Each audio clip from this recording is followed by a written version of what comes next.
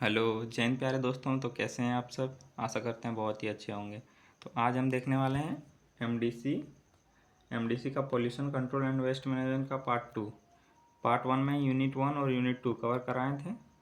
और आज part two करने वाले, जिसमें क्या करने वाले हैं, यूनिट थ्री के क्वेश्चन आंसर। यहाँ देखिए यूनिट थ्री का क्वेश्चन आंसर आप देख सकते हैं। Emerging waste management strategy and policies, यानी इमर्जिंग मतलब क्या हो गया, यानी समेटना। इमर्जिंग मतलब समेटना, या कह सकते हैं व्यवस्थित करना कह सकते हैं। वेस्ट मतलब क्या हो गया, कचरा या जो बर्बादी हुआ है उसको मैनेजमेंट करना है। स्ट्रेटजी, क्या क्या पॉलिसी या स्ट्रेटजी बनाया जाए ताकि इसको रोका जाए। तो ई वेस्ट सोर्स पढ़ना है, यानी ई वेस्ट का स्रोत क्या है। हजार्ड्स यानी होता है, हजार्ड्स मतलब इसका खतरनाक प्रभाव क्या पड़ेगा। डिस्पोजल क्या होगा, एंड रिसाइकलिंग यानी पुनर्चक्रण, यही सब पढ़ना है। तो देख लीजिए आप लोग का यूनिट थ्री में यह सिलेबस है। अब डायरेक्ट क्वेश्चन आंसर करते हैं। अगर आप लोग पार्ट वन नहीं देखें तो पार्ट वन और पार्ट टू कर लीजिए। एकदम जितने भी एकदम मोस्ट ऑफ क्वेश्चन आप लोग के एग्जाम यहीं से बन जाएंगे। 15 मार्क्स के 6 क्वेश्चन आएंगे, जिसमें 4 या 5 क्वेश्चन फिक्स है, यहीं से मिल जाएंगे। तो चलिए देखते हैं। पहला क्वेश्चन है ई वेस्ट। ई वेस्ट क्या है, इसके स्रोत, खतरे और प्रबंधन का विस्तृत व्याख्या कीजिए। तो आप लोग को बताएं ई वेस्ट मतलब क्या होता है। जो यहाँ ई देख रहे हैं आप साइड में, ई मतलब क्या होता है, इलेक्ट्रॉनिक, और वेस्ट मतलब क्या हो गया, बर्बादी, यानी इलेक्ट्रॉनिक बर्बादी। यानी जैसे कि कोई हम लोग इलेक्ट्रॉनिक सामान ख़राब हो गया, उसको हम यानी उसका बढ़िया से उपचार नहीं किए तो क्या हो गया, इलेक्ट्रॉनिक वेस्ट। देखिए चलिए आंसर पढ़ते हैं, उसके बाद आपको क्लियरिटी हो जाएगा क्या विषय है। तो चलिए देखते हैं। आज के आधुनिक युग में इलेक्ट्रॉनिक उपकरणों का उपयोग तेज़ी से बढ़ रहा है। Computer, mobile phone, telephone, laptop, printer और अन्य इलेक्ट्रॉनिक उपकरण मानव जीवन का महत्वपूर्ण हिस्सा बन चुके हैं। लेकिन जब ये उपकरण पुराने या ख़राब हो जाते हैं तो इन्हें फेंक दिया जाता है। इन फेंके गए इलेक्ट्रॉनिक उपकरणों को ई वेस्ट कहा जाता है। तो जो भी आप उपकरण चलाते हैं अभी वर्तमान में, तो वो सब जो जब खराब हो जाता है तो उसको क्या करते हैं, फेंक देते हैं। तो उसी को क्या कहा जाता है, ई वेस्ट कहा जाता है। ई वेस्ट आज पर्यावरण के लिए गंभीर समस्या बन चुका है, क्योंकि इसमें कई विषैले पदार्थ होते हैं जो पर्यावरण और मानव स्वास्थ्य को नुकसान पहुंचाते हैं। अब चलिए ई वेस्ट देखिए, इसी प्रकार आप लोग को पॉइंट लिखना है। सबसे पहले क्या होगा, प्रस्तावना, यानी ई वेस्ट क्या होता है उस सब के विषय में क्या करना चाहिए। और आपके बाद परिभाषा है, यानी ई वेस्ट का डेफिनेशन। ई वेस्ट का अर्थ ऐसे इलेक्ट्रॉनिक उपकरण जो उपयोग के बाद बेकार हो जाते हैं, जिनका उपयोग समाप्त हो जाता है। इनमें computer, mobile phone, TV, fridge, battery, printer एवं अन्य इलेक्ट्रॉनिक उपकरण शामिल होते हैं। इन उपकरणों में कई प्रकार की धातुएं और रसायन होते हैं जो सही तरीके से निपटान न होने पर प्रदूषण का कारण बनते हैं। तो यहाँ क्या हो गया, इसका परिभाषा हो गया। उसके बाद स्रोत, यानी ई वेस्ट का स्रोत क्या क्या है, सोर्स क्या क्या है। ई वेस्ट के कई स्रोतों से उत्पन्न होते हैं। सबसे प्रमुख स्रोत क्या है, इलेक्ट्रॉनिक उपकरण जैसे मोबाइल फ़ोन, टीवी, कंप्यूटर और अन्य गैजेट्स। दूसरा प्रमुख स्रोत क्या है, औद्योगिक और व्यापारिक संस्थान है, जहाँ बड़ी मात्रा में कंप्यूटर और अन्य इलेक्ट्रॉनिक उपकरणों का उपयोग होता है। और तीसरा स्रोत, इसके अलावा सरकारी कार्यालय, शैक्षणिक संस्थान और अस्पताल में भी ई वेस्ट महत्वपूर्ण स्रोत है। इन स्थानों पर पुराने उपकरणों का अक्सर बदल दिया जाता है, जिससे ई वेस्ट की मात्रा बढ़ जाती है। तो अब अगला पॉइंट क्या है, ई वेस्ट का खतरा। ई वेस्ट से क्या क्या खतरे होंगे, चलिए देखते हैं। ई वेस्ट में कई विषैले पदार्थ जैसे सीसा, पारा, कैडमियम और अन्य भारी धातुएं पाई जाती हैं। इन्हें खुले में फेंक दिया जाए तो यह मिट्टी और जल को प्रदूषित कर सकते हैं। ई वेस्ट को जलाने से विषैली गैस निकलती है जो वायु प्रदूषण का कारण बनती है। इसके अलावा ई वेस्ट का गलत तरीके से निपटान मानव स्वास्थ्य के लिए भी हानिकारक है। इसके इससे श्वसन रोग, त्वचा रोग और अन्य गंभीर बीमारियां हो सकती है। तो क्या क्या खतरा है, खतरा या प्रभाव भी कह सकते हैं। तो इससे क्या क्या हो सकता है, श्वसन रोग हो सकता है, त्वचा रोग हो सकता है। चलिए आगे बढ़ते हैं। अगला पॉइंट है ई वेस्ट का प्रबंधन, यानी इसको मैनेज कैसे करें। तो ई वेस्ट का प्रबंधन कैसे करें। ई वेस्ट की समस्या को कम करने के लिए उचित प्रबंधन आवश्यक है। सबसे पहले इलेक्ट्रॉनिक उपकरणों को पुनः उपयोग या पुनः चक्रण करना चाहिए। सरकार को ई वेस्ट प्रबंधन के लिए सख्त नियम और कानून लागू करने चाहिए। इसके अलावा लोगों को ई वेस्ट के दुष्प्रभावों के बारे में जागरूक करना भी आवश्यक है। और लास्ट में क्या लिख देना है, निष्कर्ष। इसको प्रबंध कैसे किया जाए, उसके बाद निष्कर्ष। अंततः यह कहा जा सकता है कि ई वेस्ट एक गंभीर पर्यावरणीय समस्या है। यदि इसका सही तरीके से प्रबंधन नहीं किया गया तो यह पर्यावरण और मानव स्वास्थ्य के लिए खतरनाक साबित हो सकता है। इसीलिए ई वेस्ट का सही निपटान और पुनर्चक्रण अत्यंत आवश्यक है। तो पहला क्वेश्चन हो गया। अब दूसरा क्वेश्चन देखते हैं। प्लास्टिक और माइक्रो प्लास्टिक प्रदूषण की समस्या को विस्तृत व्याख्या कीजिए। तो पहला क्वेश्चन देख लिए और दूसरा क्वेश्चन का आंसर देखते हैं। प्रस्तावना मतलब क्या होता है, इंट्रोडक्शन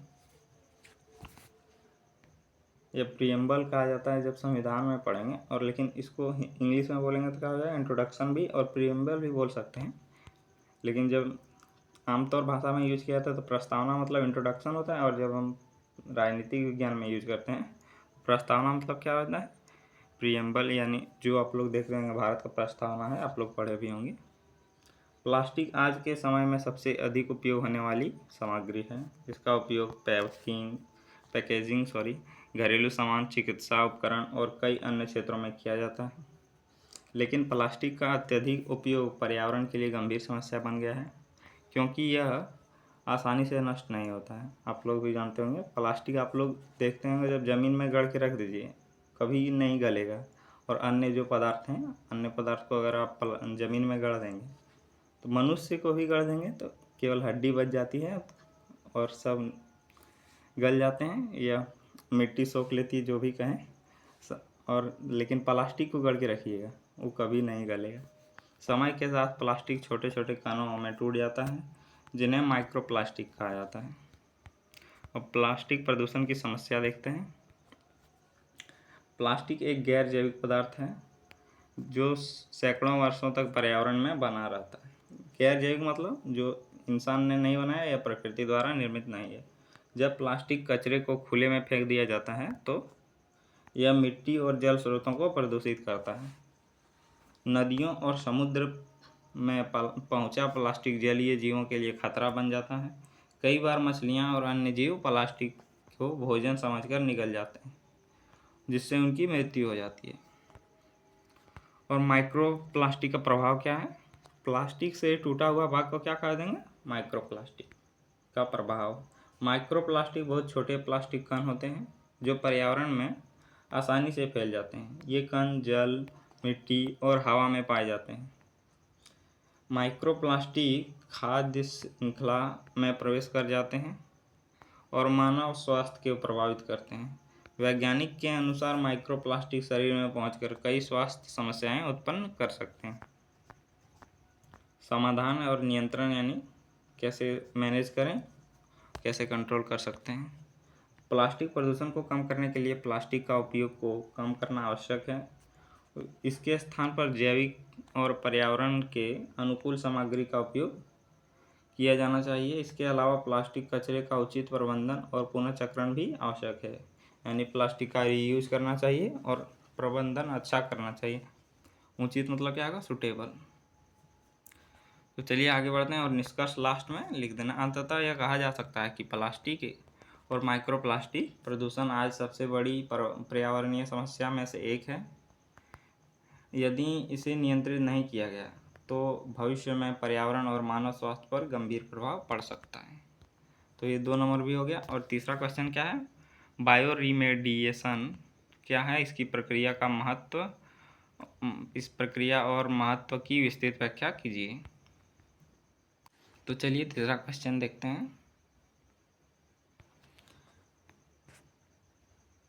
प्रस्तावना वर्तमान समय में पर्यावरण प्रदूषण एक गंभीर वैश्विक समस्या बन गया है। औद्योगिकरण, शहरीकरण और रासायनिक पदार्थों के अत्यधिक उपयोग के कारण मिट्टी, जल, वायु प्रदूषित हो रहे हैं। इन समस्याओं को समाधान के लिए वैज्ञानिक ने कई आधुनिक तकनीकों का विकास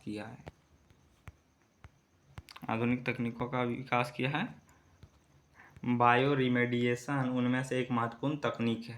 यह एक प्राकृतिक प्रक्रिया है जिसमें सूक्ष्म जीवों की सहायता से प्रदूषित पदार्थों को कम करने या सुरक्षित पदार्थों में परिवर्तित किया जाता है। तो बायो रिमेडिएशन का क्या कार्य होता है? यह क्या करता है? सूक्ष्म जीवों की सहायता से प्रदूषित जो भी पदार्थ रहता है उनको सुरक्षित कर देता है या तो उसको परिवर्तित यानी बदल दिया जाता है। बायो रिमेडिएशन का अर्थ जैविक माध्यमों का उपयोग करके पर्यावरण में मौजूद प्रदूषकों को हटाना या कम करना है। इस प्रक्रिया में बैक्टीरिया, फफूंद और अन्य सूक्ष्मजीव प्रदूषित पदार्थों को अपने भोजन के रूप में उपयोग करते हैं और उन्हें विघटित कर देते हैं। उदाहरण के लिए तेल के रिसाव वाले, यानी जब हम तेल के रिसाव मतलब जहाँ से तेल निकाला जाता है वाले क्षेत्रों में विशेष प्रकार के बैक्टीरिया का उपयोग किया जाता है जो तेल को तोड़कर उसे कम हानिकारक पदार्थों में बदल देते हैं। और बायो रिमेडिएशन की प्रक्रिया। तो बायो रिमेडिएशन की प्रक्रिया मुख्य रूप से सूक्ष्म जीवों की गतिविधियों पर आधारित होती है। जब प्रदूषित क्षेत्र में उपयुक्त सूक्ष्म जीव उपस्थित होते हैं तो वे प्रदूषक पदार्थों को तोड़ने लगते हैं। इस प्रक्रिया में ऑक्सीजन, तापमान और नमी जैसे कारक महत्वपूर्ण भूमिका निभाते हैं। तो यहाँ अगला पॉइंट है, कई बार वैज्ञानिक विशेष सूक्ष्म जीवों को प्रदूषित क्षेत्र में डालते हैं ताकि प्रदूषण को तेजी से कम किया जा सके। बायो रिमेडिएशन का महत्व, यहाँ से अगला पॉइंट है, बायो रिमेडिएशन पर्यावरण संरक्षण के लिए अत्यंत महत्वपूर्ण है। यह एक प्राकृतिक और सुरक्षित तकनीक है जिसमें हानिकारक रसायनों का उपयोग नहीं किया जाता है। यह प्रक्रिया अपेक्षाकृत सस्ती भी है और बड़े क्षेत्रों में भी आसानी से लागू किया जा सकती है। इसके माध्यम से प्रदूषित मिट्टी या जल को फिर से उपयोग योग्य बनाया जा सकता है। निष्कर्ष में कह सकते हैं, अंततः यह कहा जा सकता है कि बायो रिमेडिएशन पर्यावरण संरक्षण के लिए अत्यंत प्रभावी और पर्यावरण अनुकूल तकनीकी है। यानी बायो रिमेडिएशन क्या है? पर्यावरण को संरक्षण करने के लिए एक अत्यंत प्रभावी या महत्वपूर्ण क्या कह सकते हैं? महत्वपूर्ण तरीका कह सकते हैं। यह पर्यावरण के अनुकूल तकनीक है। यदि इसका सही तरीके से उपयोग किया जाए तो यह प्रदूषण की समस्या काफ़ी हद तक कम करने में सहायक हो सकती है। तो चलिए आप लोग समझ गए होंगे। और यहाँ से 4वां क्वेश्चन है, फाइटो रिमेडिएशन क्या है? इसकी प्रक्रिया का उपयोग की व्याख्या कीजिए। देखिए 4 नंबर क्वेश्चन यहाँ आप देख सकते हैं। 4 नंबर यहाँ से 5 नंबर क्वेश्चन शुरू होता है, पर्यावरण संरक्षण में कानून और नीतियों की भूमिका। आप लोग यह क्वेश्चन कर लीजिएगा 5 नंबर, यह VVI क्वेश्चन हो सकता है क्योंकि देखिए इसमें एक्ट है और एक्ट वाला क्वेश्चन एक है फिक्स आएगा, तो आप लोग थोड़ा इसके बारे में पढ़ लीजिए। 6 नंबर सतत विकास लक्ष्य यानी सस्टेनेबल डेवलपमेंट गोल, पर्यावरण संरक्षण में उनकी भूमिका का विस्तृत व्याख्या करना है। और अगला पॉइंट है, इसी उद्देश्य से संयुक्त राष्ट्र ने 2015 में विकास लक्ष्यों को, तो आप लोग इस उद्देश्य यानी सस्टेनेबल डेवलपमेंट गोल्स को भी पढ़ लीजिएगा। यह भी क्वेश्चन 5 नंबर और 6 नंबर दोनों करके जाइए और ये सब एक बार पढ़ लीजिएगा, एक बार या 2 बार पढ़ लीजिएगा। अंतर्राष्ट्रीय पर्यावरण संगठन। और 9 क्वेश्चन शायद है, या 8वां क्वेश्चन है, 1 नंबर में शायद गलती हो गया। यूट्रिफिकेशन क्या है? यह यूनिट 2 का क्वेश्चन है। देखें ये टॉपिक से कवर नहीं हुआ था क्वेश्चन, तो आप लोग यह क्वेश्चन भी कवर कर लीजिए। यूट्रिफिकेशन क्या है, इसके कारण, प्रभाव और नियंत्रण की व्याख्या कीजिए। तो चलिए मिलते हैं, आप लोग देख लीजिए, यही है क्वेश्चन आंसर। तो मिलते हैं अगले वीडियो में। अगर आप लोग पार्ट 1 नहीं देखे हैं तो देख लीजिएगा। जय हिंद।